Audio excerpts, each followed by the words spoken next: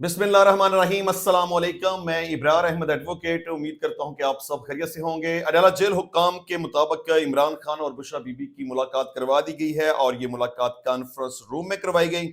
और जेल जराये का ये भी कहना है कि हफ्ते में एक दफा इमरान खान और बुशरा बीबी की मुलाकात करवा दी जाती है और हमने पिछले हफ्ते भी मुलाकात करवाई थी। चलें, ये अच्छी बात है कि आपने इमरान खान और बुशरा बीबी की मुलाकात करवा दी, लेकिन अहम बात यह है कि आप बुशरा बीबी की फैमिली से उनकी मुलाकात क्यों नहीं करवा रहे। और दूसरा सवाल यह है कि इमरान खान साहब से उनकी फैमिली की मुलाकात क्यों नहीं करवाई जा रही, पार्टी के लोगों की मुलाकात क्यों नहीं करवाई जा रही। देखिए, जहां तक बात बुशरा बीबी की है ना, मैं समझता हूं कि वो सियासी खातून नहीं है। इमरान खान से तो आपको डर लगता है ना कि उनसे कोई बंदा मुलाकात करेगा तो वो पता नहीं क्या बात कह दे कि हुकूमत बर्दाश्त ना कर सके या इस्टेब्लिशमेंट बर्दाश्त ना कर सके। वो कोई एहतजाज की कॉल दे दें, कोई धरने की कॉल दे दें, कोई लॉन्ग मार्च की कॉल दे दें, कोई 8 फरवरी के हवाले से कोई एहतजाज की कॉल दे दें। इमरान खान से तो डर लगता है, लेकिन सवाल यह है कि बुशरा बीबी से आपको क्या डर लगता है। अगर उसकी फैमिली के लोग मुलाकात कर लेंगे तो इससे क्या फर्क पड़ेगा। देखिए, इमरान खान साहब की बहनें अगर मुलाकात करेंगी तो इमरान खान साहब का पैगाम बाहर निकलेगा, पार्टी के लोग मुलाकात करेंगे तो पैगाम बाहर निकलेगा। लेकिन बुशरा बीबी की फैमिली के लोग अगर मुलाकात करेंगे तो उन्होंने तो कभी प्रेस कॉन्फ्रेंस नहीं की, कभी मीडिया टॉक उन्होंने नहीं की, कभी एक्स अकाउंट के ऊपर उन्होंने पोस्ट नहीं लगाई। और बुशरा बीबी कुछ भी कहीं, इससे कोई फर्क ही नहीं पड़ता। उनसे मुलाकात क्यों नहीं करवाई जा रही, ये उससे भी बड़ा सवाल है कि इमरान खान साहब से मुलाकात नहीं करवाई जा रही। अब जहां तक बात इमरान खान साहब के हवाले से है, तो हर मंगल वाले दिन इमरान खान साहब की बहन ने अडयाला जेल के बाहर आके बैठ जाती हैं, एहतजाज करती हैं, धरना देती हैं, रिक्वेस्ट करती हैं कि हमारी मुलाकात करवाई जाए। लेकिन हर दफा उनको इंसल्ट किया जाता है, उनको डिग्रेड किया जाता है और केमिकल का मिला हुआ ठंडा पानी उनके ऊपर फेंका जाता है और उनकी तौहीन की जाती है। और अगर वहां पे बैठ के वो कुरान पाक की तिलावत करना चाहें तो उनके ऊपर या सड़क के ऊपर उनके नीचे पानी फेंक दिया जाता है। ये बहुत ही गलत और बहुत ही घटिया हरकत है कि आप क्यों इस हद तक डरे और सहमे बैठे हुए हैं कि आपको डर है कि अगर मुलाकात हो गई तो 8 फरवरी 2024 को हमने पाकिस्तान तहरीक इंसाफ का मैंडेट चुराया था, तो अमकान है इस बात का कि इमरान खान साहब 8 फरवरी के हवाले से कोई ना कोई लाहे अमल दे देंगे। रात देर तक इमरान खान साहब की बहनें अडयाला जेल के बाहर मौजूद रहीं और अलीमा खान साहबा का यह कहना था कि हुकूमत ने हमारे साथ वादा किया था कि हम आपकी मुलाकात करवा देंगे, लेकिन इसके बावजूद भी मुलाकात नहीं करवाई गई और एहतजाज करते हुए धरना दे दिया कि हम यहां से नहीं उठेंगी। लेकिन अब तक की इतलात के मुताबिक, जबकि मैं ये वीडियो रिकॉर्ड कर रहा हूं, कि हुकूमत मुकम्मल तौर पर अपनी तैयारी कर चुकी है, लाइटें बंद की जा चुकी हैं और ऑपरेशन की 100% तैयारी है। अभी इस वक्त या थोड़ी देर बाद या जब आप वीडियो सुनेंगे तब आपको पता चलेगा कि ये ऑपरेशन हो चुका होगा और इमरान खान साहब की बहनों को और जितने भी पार्टी के लोग और कारकुनान वहां पे इकट्ठे हुए हैं उन्हें डिस्पर्स कर दिया जाएगा। ये इंतहाई गलत और घटिया हरकत है कि अदालत के हुक्म के बावजूद, जबकि एक दिन फिक्स कर दिया गया है फैमिली के लिए कि मंगल वाला दिन मुलाकात होनी है, लेकिन फिर 1.5 महीने से ज्यादा का वक्त गुजर गया, आप मुलाकात नहीं करवा रहे। इसकी भरपूर तरीके से मजम्मत की जाती है। अच्छा जी, पाकिस्तान तहरीक इंसाफ के ऑफिशियल एक्स अकाउंट के ऊपर एक पोस्ट लगी कि रसूलुल्लाह सल्लल्लाहु अलैहि वसल्लम ने फरमाया कि शैतान कुरान सुनकर भागता है।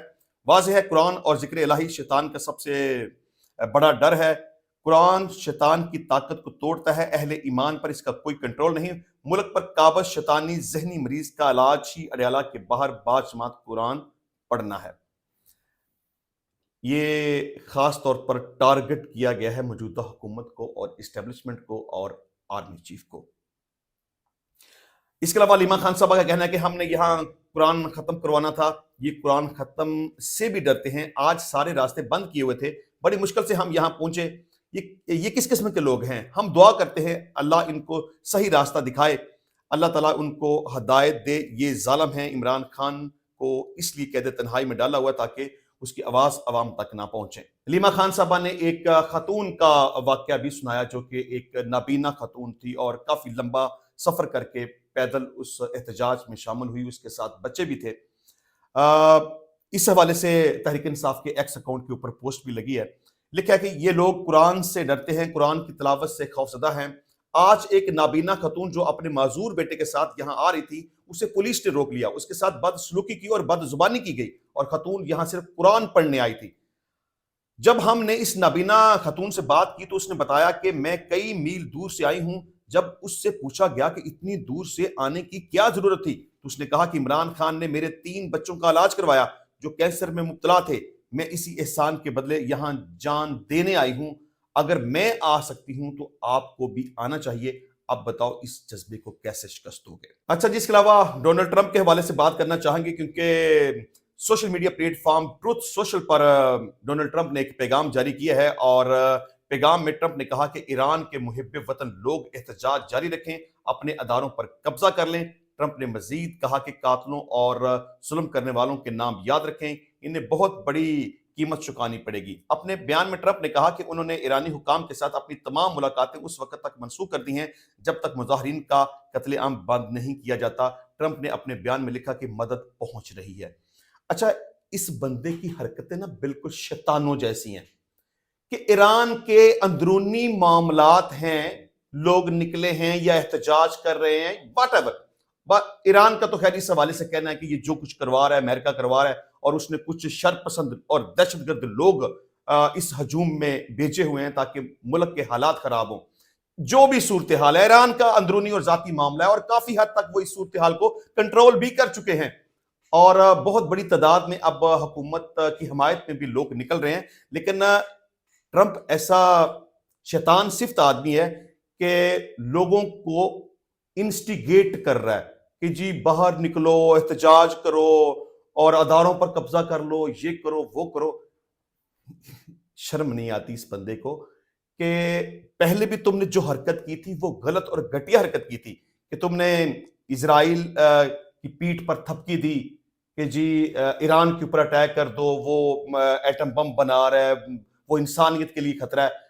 مطلب کہ اسرائیل ایٹم بم بنائے تو وہ انسانیت کے لیے خطرہ نہیں ہے، وہ میزائل بنائے، جو مرضی تجربے کرے، امریکہ جو مرضی کرے، اس کے پاس ایٹم بم موجود ہے، وہ انسانیت کے لیے خطرہ نہیں ہے۔ لیکن اگر کوئی مسلم کنٹری ایسا کرے گی تو وہ انسانیت کے لیے خطرہ ہے، اسے ایسا نہیں کرنے دینا۔ پہلے اسرائیل سے اٹیک کروا کے اس نے غلط کیا، اس کے بعد خود اٹیک کر کے اس نے غلط کیا اور کہا کہ جی ان کی جو بھی ایٹمی تنصیبات تھی وہ ساری کی ساری میں نے تباہ کر دی ہیں۔ اب ایک دفعہ پھر سے ایران کے پیچھے پڑ گیا ہے اور پوری دنیا کو میسج دے رہا ہے کہ ایران کے ساتھ کوئی کام نہیں کرنا، ان کے ساتھ کوئی کاروبار نہیں کرنا، ان کے ساتھ نہیں چلنا، اگر ان کے ساتھ چلو گے تو پھر تمہارے اوپر ٹیرف لگ جائے گا۔ اور مزید اب دھمکیاں دے رہا ہے کہ جی عوام کو مسلسل وہ تحریک دینے کی کوشش کر رہا ہے کہ میں تمہارے ساتھ ہوں، یہ لوگ آپ لوگوں کے ساتھ غلط نہیں کر سکتے، تم یہ کر دو، تم وہ کر دو، میں تمہاری مدد کو پہنچوں گا۔ بہت غلط اور بہت گھٹیا حرکت ہے، انٹرنیشنل قانون اس بات کی اجازت نہیں دیتا، لیکن ٹرمپ اس وقت طاقت کے نشے میں کسی قانون کو نہیں مان رہا۔ اچھا جی، ایرانی آرمی چیف کا ایک بیان بھی اس حوالے سے میں آپ کے سامنے رکھتا ہوں کہ اسرائیل کے ساتھ گزشتہ جنگ کے مقابلے میں آج ہم زیادہ طاقتور ہیں۔ میجر جنرل امیر خاتمی نے کہا کہ 2025 میں اسرائیل کے ساتھ ہونے والی جنگ ایرانی مسلح افواج کے لیے ایک منفرد اور غیر معمولی تجربہ تھا، کیونکہ ایران واحد ملک ہے جس نے اسرائیل جیسے مغربی ٹیکنالوجی اور حمایت سے لیس ملک کے ساتھ اس پیمانے پر براہ راست محاذ آرائی کی۔ ایران کی نیم سرکاری خبر رساں ایجنسی تسنیم کے مطابق امیر خاتمی نے کہا کہ 12 روزہ جنگ کے بعد گزشتہ 6 ماہ کے دوران کی گئی تیاریوں سے ایران کو اسرائیل اور امریکہ کی جانب سے لاحق خطرات سے نمٹنے کی مکمل صلاحیت حاصل ہو چکی ہے۔ چلیں، میں اب بھی سمجھتا ہوں کہ ایران اس وقت بھی طاقتور ہے۔ اگر اسرائیل نے ایران کے اوپر اٹیک کیا یا امریکہ نے ایران کے اوپر اٹیک کیا تو ایران بڑا سخت قسم کا رسپانس دے گا۔ اس کے علاوہ روس نے ایران پر امریکی حملے کی دھمکیوں کی مذمت کرتے ہوئے اسے ناقابل قبول قرار دیا ہے۔ روسی وزارت خارجہ کی جانب سے جاری بیان میں کہا گیا ہے کہ ایران پر امریکی حملے کی دھمکیاں قطعی طور پر ناقابل قبول ہیں۔ امریکہ ایران میں بے امنی کو بہانہ بنا کر دوبارہ حملے نہ کرے۔ روسی وزارت خارجہ نے کہا کہ اس طرح کا اقدام مشرقی وسطی میں تباہ کن نتائج کا باعث بنے گا اور عالمی سلامتی کے لیے بھی خطرہ ہوگا۔ روسی وزارت خارجہ کی جانب سے جاری بیان میں کہا گیا ہے کہ ایران کو غیر ملکی شراکت داروں کو تجارتی محصولات بڑھا کر بلیک میل کرنے کی کوشش کو مسترد کرتے ہیں۔ روسی وزارت خارجہ کا کہنا ہے کہ ایران میں مصنوعی طور پر بڑھکائے گئے احتجاج اب ماند پڑ رہے ہیں۔ امید ہے کہ ایران میں حالات بتدریج مستحکم ہو جائیں گے۔ انشاءاللہ ملتے ہیں نیکسٹ ٹائم نئی ویڈیو میں نئے ٹاپک کے ساتھ، تب تک کے لیے اجازت دیجیے، اللہ حافظ۔